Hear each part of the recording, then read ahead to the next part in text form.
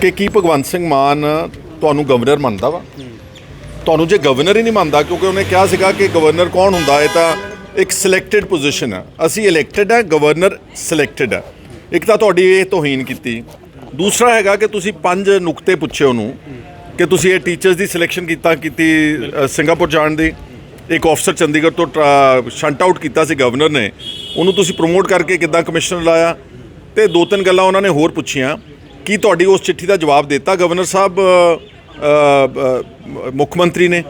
ਤੇ ਗਵਰਨਰ ਨੇ ਆਪਣੀ ਜਿਹੜੀ ਸਪੀਚ ਸੀ ਉਹ ਪਹਿਲੀ ਵਾਰ ਪੌਜ਼ ਕੀਤੀ ਆ।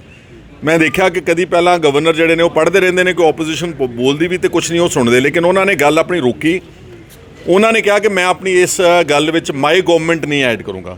ਯਾਨੀ ਕਿ ਪਹਿਲੀ ਵਾਰੀ ਹੋ ਰਿਹਾ ਪੰਜਾਬ ਦੇ ਲੈਜਿਸਲੇਟਿਵ ਕੰਮਕਾਰ ਦੇ ਇਤਿਹਾਸ ਵਿੱਚ ਕਿ ਗਵਰਨਰ ਕਹਿੰਦਾ ਮੈਂ ਇਸ ਨੂੰ ਆਪਣੀ ਸਰਕਾਰ ਨਹੀਂ ਕਹੂੰਗਾ।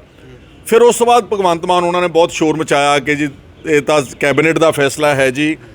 ਤਾਂ ਉਹਨਾਂ ਨੇ ਗਵਰਨਰ ਨੇ ਵੈਸੇ ਬੇਸਿਕਲੀ ਕੀ ਕੀਤਾ ਵਾ ਅੱਜ ਸਾਰੀ ਗੱਲ ਵਿੱਚ ਜੋ ਮੈਂ ਨਜ਼ਰ ਕੀਤਾ ਕਿ ਉਸਨੇ ਇੱਕ ਮੌਕਾ ਦਿੱਤਾ ਵਾ ਲੋਕਾਂ ਤੱਕ ਗੱਲ ਪਹੁੰਚਾਉਣ ਦਾ ਕਿ ਇਹ ਗਵਰਨਰ ਦੀ ਹੈਸੀਅਤ ਨੂੰ ਤੇ ਕਨਸਟੀਟਿਊਸ਼ਨਲ ਪੋਜੀਸ਼ਨ ਨੂੰ ਟਿੱਚ ਜਾਣਦੇ ਨੇ। ਔਰ ਤਾਂ ਕਰਕੇ ਉਹਨਾਂ ਨੇ ਆਪਣੀ ਸਪੀਚ ਰੋਕ ਕੇ ਉਸ ਗੱਲ ਦਾ ਜਿਹੜੀ ਗੱਲ ਲੀਡਰ ਆਫ ਆਪੋਜੀਸ਼ਨ ਨੇ ਉਠਾਈ ਉਹਦਾ ਜਵਾਬ ਦਿੱਤਾ। ਫਿਰ ਉਹਨਾਂ ਨੇ ਭਾਵੇਂ ਬਾਅਦ 'ਚ ਕਹਿ ਦਿੱਤਾ ਕਿ ਕੋਈ ਗੱਲ ਨਹੀਂ ਮੈਂ ਪੜ੍ਹ ਦਿੰਦਾ ਕਿ ਮੇਰੀ ਸਰਕਾਰ ਆ। ਫਿਰ ਦੁਬਾਰਾ ਮੌਕਾ ਆਇਆ ਕਿ ਤੁਹਾਡੀ ਨੁਕਤਿਆਂ ਦੇ ਦਿੱਤੇ ਇਹਨਾਂ ਨੇ ਜਵਾਬ।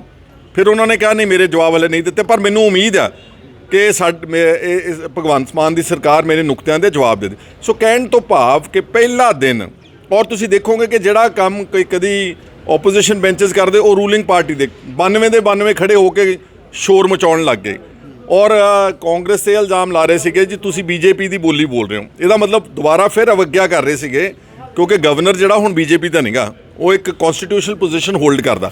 ਸੋ ਕੁੱਲ ਮਿਲਾ ਕੇ ਅੱਜ ਦੇ ਦਿਨ ਵਿੱਚ ਇੱਥੇ ਇਹ ਸ਼ੁਰੂਆਤ ਹੋਈ ਔਰ ਮੈਂ ਸਮਝਦਾ ਕਿ ਸਾਡਾ ਕਹਿਣਾ ਵਾਜਬ ਸੀਗਾ ਕਿ ਤੁਸੀਂ ਇੱਕ ਪਾਸੇ ਕਹਿੰਦੇ ਕਿ ਗਵਰਨਰ ਹੈ ਕੌਣ ਹੈ, ਇਹ ਤਾਂ ਇੱਕ ਬਿਲਕੁਲ ਫਰਜ਼ੀ ਪੋਸਟ ਹੈਗੀ ਆ। ਇੱਕ ਪਾਸੇ ਤੁਸੀਂ ਉਸੇ ਗਵਰਨਰ ਕੋਲੋਂ ਆਪਣੀਆਂ ਅਚੀਵਮੈਂਟਸ ਪੜ੍ਹਾ ਰਹੇ ਹੋ, ਦੋ ਗੱਲਾਂ ਨਹੀਂ ਹੋ ਸਕਦੀਆਂ। ਸੋ ਅੱਜ ਦਾ ਮੇਨ ਮਕਸਦ ਜਿਹੜਾ ਸੀਗਾ ਆਪੋਜੀਸ਼ਨ ਦਾ, ਅਸੀਂ ਸਿਰਫ ਲੋਕਾਂ ਦੀ ਕਚਹਿਰੀ 'ਚ ਦੱਸਣਾ ਸੀਗਾ ਕਿ ਕਿੱਦਾਂ ਇਹ ਸਭ ਦੀ ਤੋਹੀਨ ਕਰਦੇ ਨੇ ਇਹ ਜਿਹੜੇ ਬੌਕਰ ਪਾਰਟੀ ਆ, ਔਰ ਖਾਸ ਤੌਰ ਤੇ ਜਿਹੜੇ ਇਹਨਾਂ ਨੇ ਗਵਰਨਰ ਦੀ ਤੋਹੀਨ ਕੀਤੀ ਸੀਗੀ ਉਹਨੂੰ ਹਾਈਲਾਈਟ ਕਰਨਾ ਸਾਡਾ ਮਕਸਦ ਸੀ and we have achieved that purpose. Khaira Sahib, Punjab ਦੇ ਹਾਲਾਤਾਂ ਨੂੰ ਕਿਵੇਂ ਦੇਖਦੇ ਹੋ? ਲਾਅ ਐਂਡ ਆਰਡਰ ਦੀ ਸਥਿਤੀ ਨੂੰ ਕਿਵੇਂ ਦੇਖਦੇ ਹੋ? ਤੁਹਾਡੇ ਸਾਹਮਣੇ ਹੀ ਆ, ਰੋਜ਼ਮਰਰਾ ਕਤਲੋ ਗਾਰਤ, ਬਹੁਤ ਜ਼ਿਆਦਾ ਮਤਲਬ ਰੋਬਰੀਜ਼, ਡਾਕੇ ਡਕੈਤੀਆਂ, ਦਿਨ ਦਿਹਾੜੇ, ਉਹ ਤੁਹਾਡੇ ਸਾਹਮਣੇ ਆ।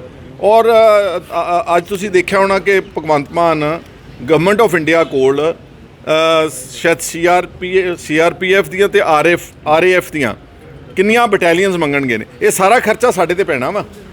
ਇਹਦਾ ਮਤਲਬ ਤੁਸੀਂ ਆਪਣੀ ਨਲਾਇਕੀ, ਹੁਣ ਤੁਸੀਂ ਕਹਿੰਦੇ ਹੋ ਕਿ ਕੇਂਦਰ ਸਾਨੂੰ ਹੋਰ ਫੋਰਸ ਦੇਵੇ। ਪਹਿਲਾ ਮੁੱਖ ਮੰਤਰੀ ਦੇਖਿਆ ਜਿਹੜਾ ਜਾ ਕੇ ਮੰਗ ਰਿਹਾ ਕਿ ਮੈਨੂੰ ਹੋਰ ਫੋਰਸ ਦਿਓ। ਇਹਦਾ ਮਤਲਬ ਆਪਣੀ ਤੁਸੀਂ ਨਲਾਇਕੀ ਕਬੂਲ ਰਹੇ ਹੋ, ਨੰਬਰ 1। ਨੰਬਰ 2, ਸਾਰਾ ਕਰਜ਼ਾ, ਇਹ ਸਾਰੀ ਜਿਹੜੀ ਸੈਂਟਰਲ ਫੋਰਸਿਸ ਹੋਣਗੀਆਂ, ਇਹਦਾ ਸਾਰਾ ਕਰਜ਼ਾ ਪੰਜਾਬ ਦੇ ਨੂੰ ਝੱਲਣਾ ਪਵੇਗਾ। ਅਸੀਂ 3 ਲੱਖ ਕਰੋੜ ਦੇ ਕਰਜ਼ੇ ਹਾਂ।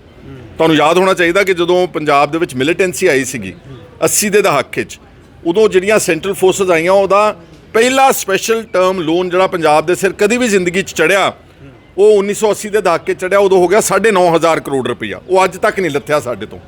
ਇਸ ਕਰਕੇ ਮੁੱਖ ਮੰਤਰੀ ਨੂੰ ਆਪਣੀ ਪੁਲਿਸ ਨੂੰ ਸਤਰਕ ਕਰਨਾ ਚਾਹੀਦਾ, as a home minister effective dealing ਕਰਨੀ ਚਾਹੀਦੀ ਹੈ, ਬਜਾਏ ਕਿ ਕੇਂਦਰ ਕੋ ਜਾ ਕੇ। ਉਹ ਤਾਂ ਚਾਹੁੰਦੇ ਆ ਕਿ ਕੇਂਦਰ ਦੀਆਂ ਫੋਰਸਾਂ ਅਸੀਂ ਹਰ ਜ਼ਿਲ੍ਹਾ ਹੈੱਡਕੁਆਟਰ 'ਤੇ ਕੇਂਦਰ ਦੀਆਂ ਫੋਰਸਾਂ ਬਿਠਾ ਦਈਏ, BSF ਬਿਠਾ ਦਈਏ, RAF ਬਿਠਾ ਦਈਏ। ਸੋ ਲਾਅ ਐਂਡ ਆਰਡਰ ਦੇ ਉੱਤੇ ਭਗਵੰਤ ਮਾਨ ਜਿਹੜੀ ਸਰਕਾਰ ਬਹੁਤ ਬੁਰੀ ਤਰ੍ਹਾਂ ਫੇਲ ਹੋਈ। ਕੰਟਰੋਲ ਨੂੰ ਲੈ ਕੇ ਇਹ ਸਾਰੀਆਂ ਫੋਰਸਿਸ ਦੀ ਮੰਗ ਕੀਤੀ ਗਈ, ਜਿਹੜੀ ਮੇਰੇ ਹਿਸਾਬ ਦੇ ਨਾਲ ਠੀਕ ਹੈ। ਬਾਰਡਰ ਦੀ ਸਰਵੇਲੈਂਸ ਲਈ ਆਲਰੇਡੀ BSF ਵਗੈਰਾ ਬੜੀ ਵੱਡੀ ਗਿਣਤੀ ਤੈਨਾਤ ਆ, ਪਰ ਲੇਕਿਨ ਤੁਸੀਂ ਜਦੋਂ ਮੇਰੀ ਗੱਲ ਦਾ ਸਮਝਣ ਦੀ ਕੋਸ਼ਿਸ਼ ਕਰੋ, ਜਦੋਂ ਸੈਂਟਰਲ ਫੋਰਸਿਸ ਮੰਗੋਗੇ ਉਹਦਾ ਸਾਰਾ ਖਰਚਾ ਜਿਹੜਾ ਪੰਜਾਬ ਸਰਕਾਰ ਦੇ ਸਿਰ ਤੇ ਆਵੇਗਾ ਤੇ ਸਾਡੇ ਬੱਚਿਆਂ ਜਿਹੜੀਆਂ ਉਹਨਾਂ ਦੀਆਂ ਨੌਕਰੀਆਂ ਦੂਜੀਆਂ, ਇਹ ਉਹਨਾਂ ਸਾਰਿਆਂ ਤੇ ਡਾਕਾ ਵੱਜੇਗਾ।